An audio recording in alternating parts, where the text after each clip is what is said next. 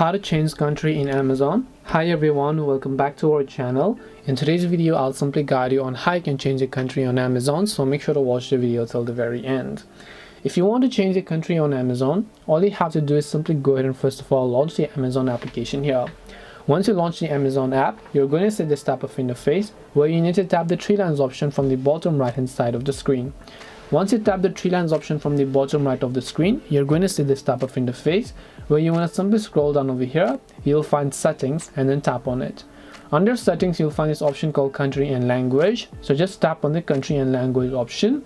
Once you tap on the country and language option, all you have to do is simply go ahead and then select country region option. Currently it is set to United States. So if I want to change that, just tap on it. Select any of the other countries, let's say. Now depending upon which country you choose, the products you see on your Amazon homepage is also going to be based on that region.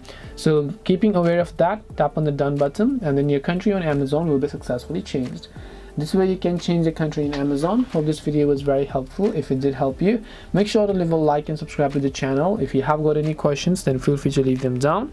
Thank you for watching till the end of this tutorial and see you soon in the next video.